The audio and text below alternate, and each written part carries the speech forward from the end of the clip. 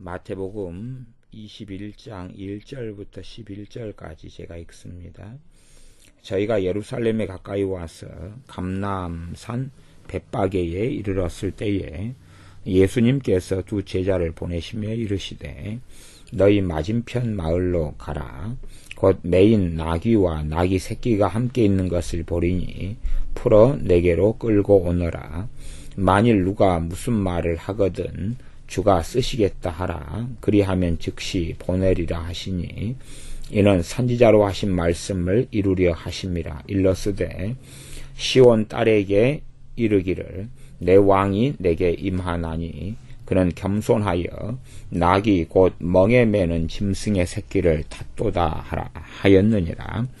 제자들이 가서 예수님의 명하신 대로 하여 나귀와 나귀 새끼를 끌고 와서 자기들의 겉옷을 그 위에 얹으며 예수님께서 그 위에 타시니 무리의 대부분은 그 겉옷을 길에 펴며 다른 이는 나무가지를 베어 길에 펴고 앞에서 가고 뒤에서 따르는 무리가 소리질러 가로되 호산나 다윗의 자손이여 찬송하리로다 주의 이름으로 오시는 이여 가장 높은 곳에서 호산나 하더라.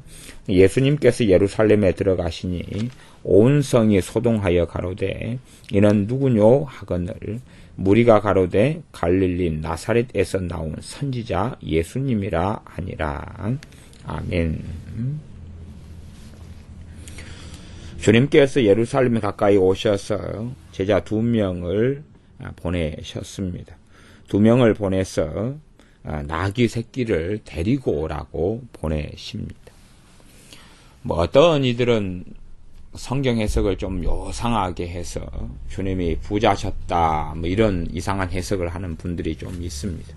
저도 케네스 세기 목사님 같은 분은 꽤 존경하는 목사님 중에 한 분이신데 물론 지금은 돌아가셨지만 그분 같은 경우도 많은 부분에 제가 동의하는 부분이 있지만 재정 부분에 있어서 주님은 부자셨다 이런 식의 가르침과 책들을 써내는 부분에 있어서는 제가 동의하지 않습니다.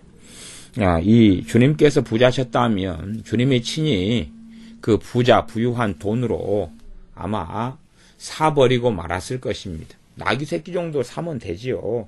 그런데 왜 자기가 가지고 있지 않기 때문에 그래서 제자들을 보내셔가지고 이 나귀 새끼 그것도 주인이 있는 나귀 새끼를 데리고 오라고 보내십니다. 그때 이제 아마 나귀 주인이 보면 나귀 새끼를 풀어가니까 당신 무슨 일이야 할 것 아니겠습니까? 무슨 일이야? 왜 나무 나귀 새끼를 풀어가느냐 도둑이야 그럴 수 있잖아요. 그때 왜 이 나귀를 풀어서 가져가느냐라고 물으면 그렇게 말을 해라. 주가 쓰시겠다 그렇게 말을 해라. 그러면 보내줄 것이다. 주인이 보내주는 거지요. 그 주인이 아마 하나님께로부터 무슨 응답을 받았겠지요. 꿈이라든지 아니면 어떠한 음성을 들었다든지 그것을 보아서 누군가가 나귀 새끼를 데리러 올 터인데 그때에 주께서 그 나귀 새끼를 사용하신다 그 말씀을 드러났던 것일 겁니다. 물론 아마 사용한 다음에는 이 나귀 새끼를 다시금 아마 반납을 했겠지요. 그래서 이 나귀를 주님께서 타신다 그렇게 말씀합니다. 그 이유는 선지자를 통하여 이미 주님께서 말씀에 놓으신 것을 이루려고 그러심입니다.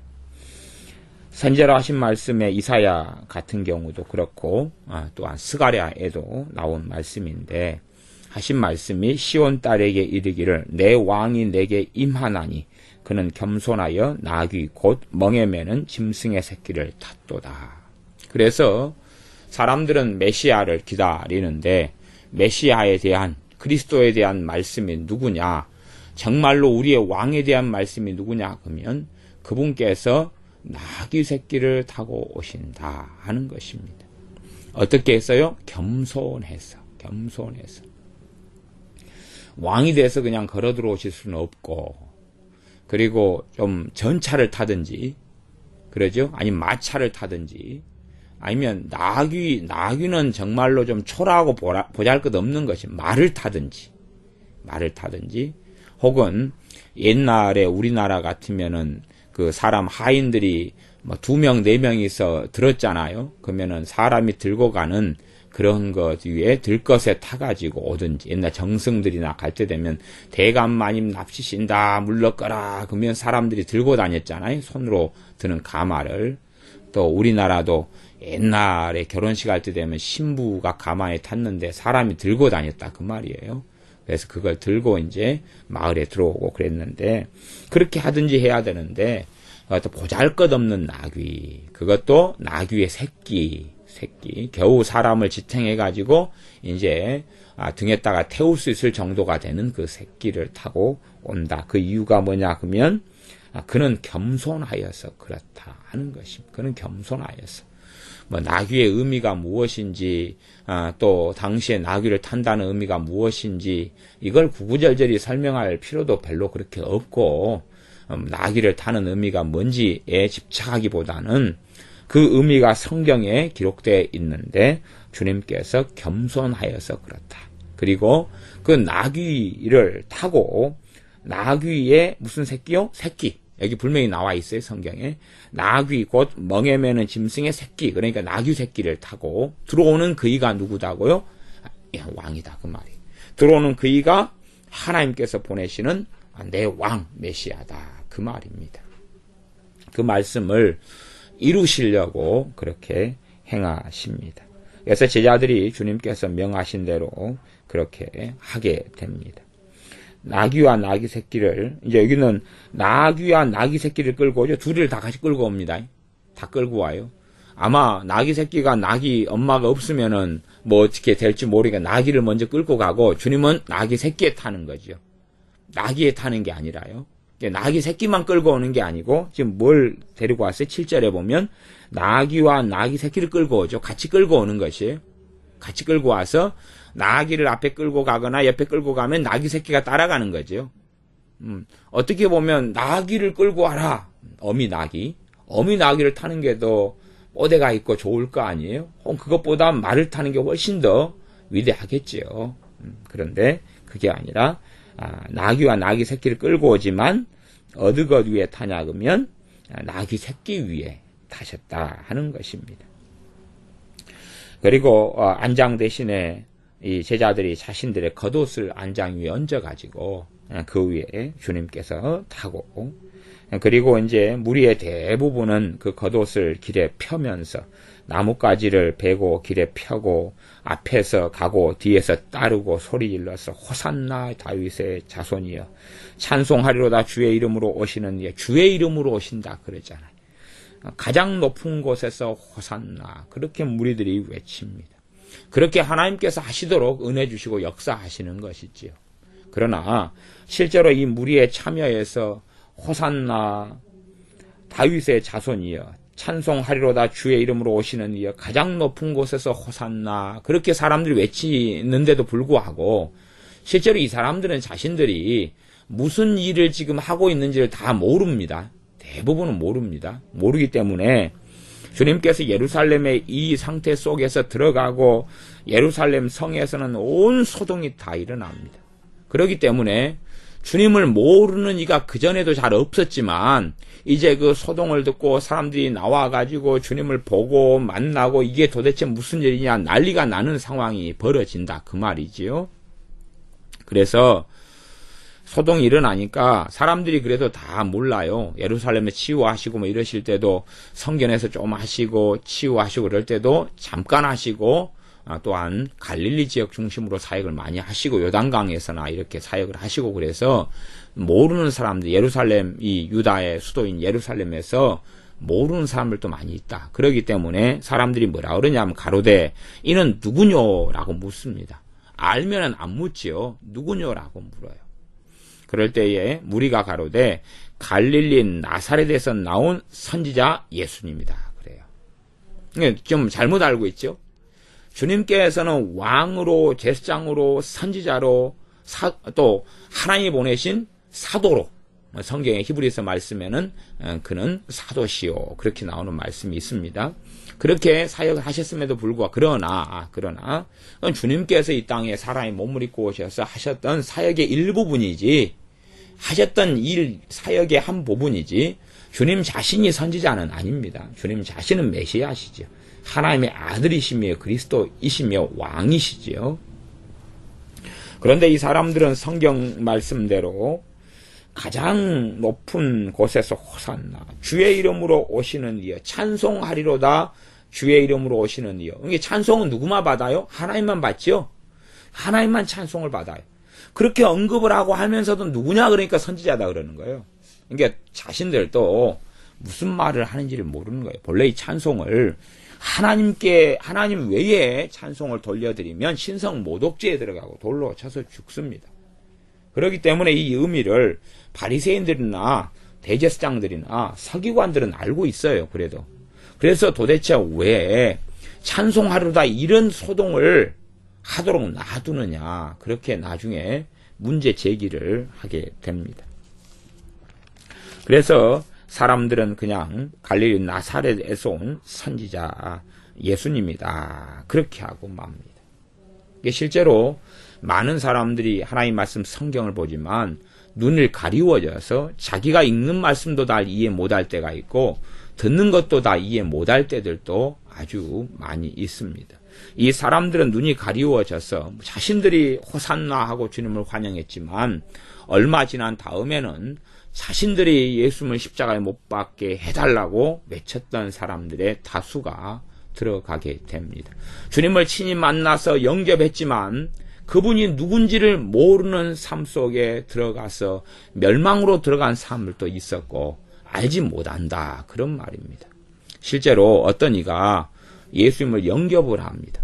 예수님을 영접하지만 그러나 예수님이 정말로 주와 자신의 그리스도가 되시는 것을 잘 모르는 신자들도 많습니다. 그렇기 때문에 그의 믿음이 오래 유지되지 않는 경우도 있고 쉽게 주님에게서 이탈하여 세상으로 떠나고 배교자가 되는 일들은 아주 많습니다. 주님을 영접은 했어요. 주님에 대해서 복음의 전도를 듣고 영접은 했어요.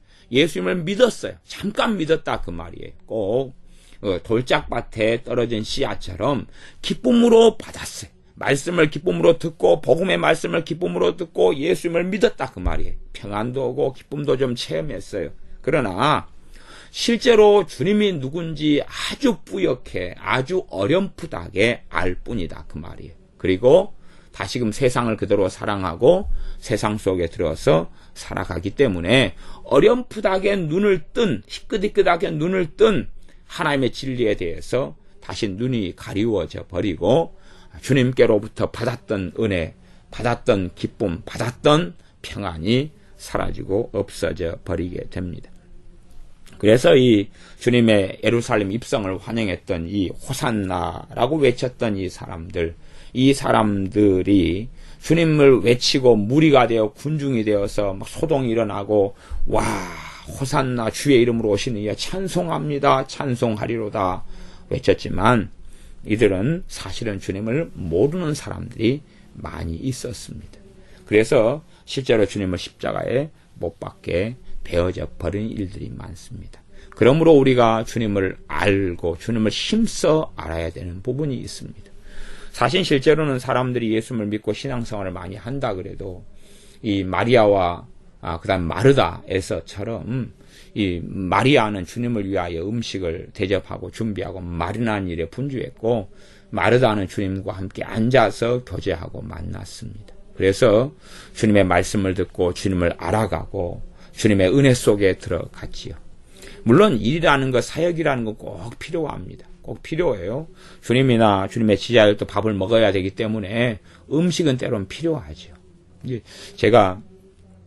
저 같은 경우는 이제 제 그 열망이나 소망이나 이런 부분이 어떤 분들하고 만나서 교제하게 되고 하나님 말씀을 성령의 역사를 통해 가르치고 나눈다 그러면 밥은 본래 저 자신도 의미가 없거든요. 밥을 식사를 1시에 하든 2시에 하든지 또 안 먹는 것도 먹고 안 먹고는 별로 상관이 없고 그렇게 오히려 그냥 밥을 먹다 보면 모든 게 흐지부지 되기 때문에 또 살다 보면 하나님 말씀을 나누고 가르치고 교제하고 기도해주고 이럴 기회들이 때를 놓치면 별로 없기 때문에 그래서 그 밥때가 되어서 어떻게 교제하고 또 그렇게 만나고 하나님 말씀을 듣게 되고 배우게 되는 분들이 식사를 하러 가자고 이렇게 이야기하고 그럴 때 되면 그렇게 해서 막상 식사를 하고 밥을 먹어버리면 이제 시간도 없고 저야 이제 또 다른 일을 하러 가거나 신방을 하러 가거나 또 교회로 떠나야 되거나 뭐 그렇게 되어져 버려서 모든 것이 흐지부지 되어버린 일들을 많이 목격하고 그래서 저 개인적으로는 밥이나 식사 때를 넘기고 안 넘기고는 별로 제게는 의미가 없습니다. 근데 사실은 우리 주님께서도 그러신 거죠. 주님은 저보다 뭐 100배, 1000배, 10,000배가 더 그러실 것 아니겠습니까? 이 나사로 집에 마리아, 마르다 집에 주님께 찾아오셨을 때에 밥 먹는 것에 주님께서는 많은 의미를 주시지 않았다 그 말이에요. 않고 오히려 나사로에게, 마리아에게, 마르다에게 하나님의 뜻을 가르치시고 하나님의 말씀을 전하시고 믿음을 성장시키기 위하신 것, 그것이 주님의 열망이고 주님의 부르심이고 주님의 소원이었다는 사실입니다. 그래서 이 마리아는 주님과 함께 만나서 주님께서 하시는 말씀이 마리아가 이 좋은 편을 택하였다 말씀하는 것입니다. 주님께서는 차라리 너가 나에 대해서 식사를 대접하려고 우리가 분주하다면 그래도 나는 그냥 다만 한두 가지 반찬만 가지고도 내가 먹을 테니까 그렇게 더 과도하게 그렇게 할 필요가 없다라고 마르다에게 주님께서는 말씀하셨습니다. 대신에 마리아 것이 좋은 편이다. 실제로 예수를 믿는 사람들에게 유감스러운 일 중에 하나가 뭐냐 그러면 이 예수를 믿는 사람들 자체가 이 사람들이 예수님을 알아가는 부분은 별로 하지 않는다 그 말이에요. 예수님에 대해서 막연히 그냥 어떤 불상이 있으면 불상에 대해서 연도가 어찌 됐다, 무엇으로 만들어졌다, 제작이 어떻게 됐다, 아니면 뭐 청동이다, 황동이다, 금박을 입혔다, 아니면 부처가 몇 년에 났어, 석가모니가 어찌 됐다, 뭐 이렇게 아는 것하고 유사하게 주님에 대해서도 그렇게 생각하는 경향을 사람들은 가집니다. 주님을 실제로 알아가지 않는다 그 말이에요. 주님은 살아계신 분이시고 전능하신 왕이시고 그분의 성령 하나님을 통하여 신자에게 거하시며 신자와 만나고 교제하시는 살아계신 분입니다. 그래서 주님에 대해서 주님의 살아계신 인격을 가진 분이고 아니 인격체인 나를 만드신 분이다 그 말입니다. 인격체인 나를 만드신 분인데 그런 부분을 생각하지 않는 가운데서 우리가 살아나가는 이 어리석음 속에 우리가 들면 안 된다 하는 것입니다. 인격체인 나를 만드신 창조주 되신 분이 주님입니다. 요한복음 1장, 히브리서 1장 말씀에 주님께서 창조주이시다라고 말씀합니다. 아버지 하나님께서 주님의 손을 빌어서 이 천진 만물을 사람을 창조하셨습니다. 근데 그분이 우리 안에 임하시고 찾아오셨는데 그분이 우리와 만나지 않겠으며 교제하지 않겠으며 사귀지 않겠느냐 그 말입니다.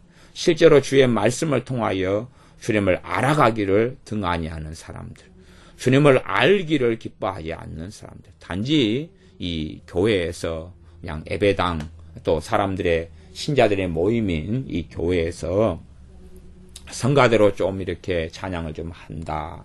아니면 때때로 어떤 교회 구성원이 되어서 어떤 봉사를 한다. 그런 것을 주님을 알고 주님을 만나고 주님과 함께 살아가는 것으로 대체를 해버리는 것이. 실제로는 주님에 대해서는 잘 몰라요. 그냥 주님에 대한 연대기적인 것은 안다 그 말이죠. 주님이 이 땅에 오셨다. 또한 몇 살에 사역하셨다. 공생애를 보내셨다. 지자들을 삼으셨다. 골고다 언덕길을 걸어가셔 죽으셨다. 부활하셨다. 승천하셨다.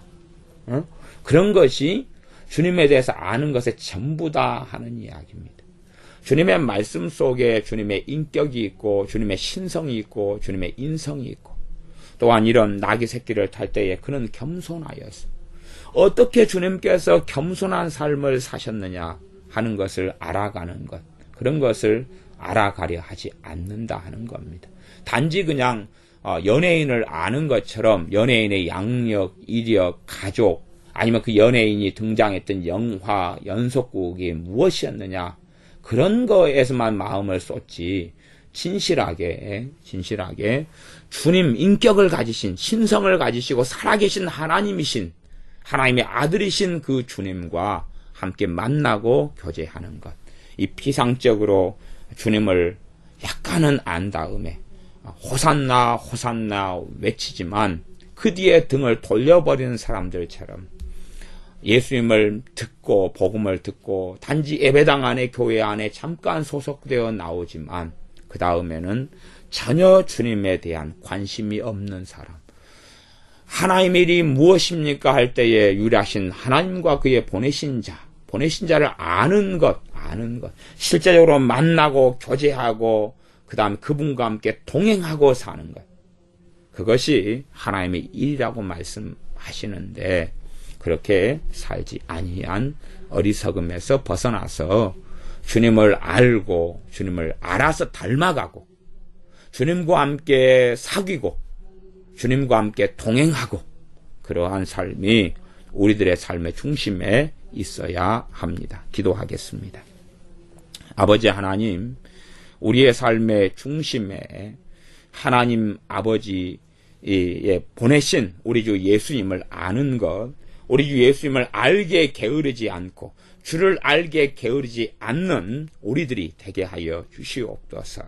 어떤 일에 빠져서 주님에 대해서 단지 그냥 우상처럼, 단지 구경꾼처럼 그렇게 아는 것이 아니라 실제의 삶 속에서 주님의 말씀을 통하여 주님과 함께 만나고 교제하고 사귀며 주님을 닮아가며 주님과 동행하는 우리들이 되게 하여 주시옵소서. 우리의 눈이 피상적인 데서 벗어나서 깊이 있게 주님과 함께 사는 주님을 아는 은혜 속에 들게 하옵소서. 예수님의 이름으로 기도하옵나이다. 아멘.